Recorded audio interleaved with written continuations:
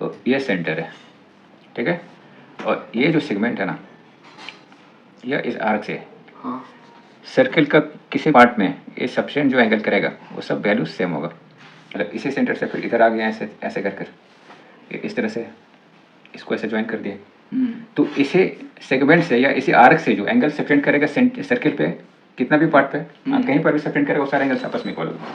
ये एंगल आपस में इसका इक्वल है। हाँ। तो एंगल एट सेम सेगमेंट इसको कहते हैं, angle at same segment. Angle at same segment आपस में क्या होगा?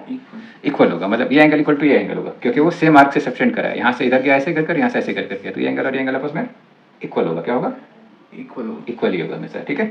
सेगमेंट कह सकते हैं, लिख सकते हैं ऐसे कर angle A C B equal है एंगल ए डी बी। हाँ, क्यों इक्वल है? एंगल एट सेम सेगमेंट लिख सकते हैं। एंगल एट सेम सेगमेंट लिखेंगे इसको, सेम सेगमेंट या सेम आर्क पे लिख सकते हैं, समझे।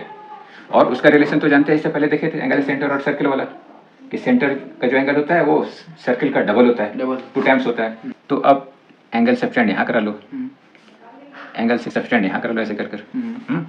सर्किल या कितना भी एंड पे आप सब्सटेंड कराएंगे ना, ये सारा ही एंगल क्या होगा? आपस में इक्वल होगा। एंगल एट सेम सेगमेंट है क्योंकि एंगल एट सेम सेगमेंट है, ठीक है। एंगल एट सेम सेगमेंट में जब सर्किल में कहीं पर भी एंगल बनाते हैं वो सारा वैल्यू क्या होता है? आपस में इक्वल ही होता है। सारा ये एंगल आपस में क्या होगा? इक्वल होगा ऐसे करके, ठीक है।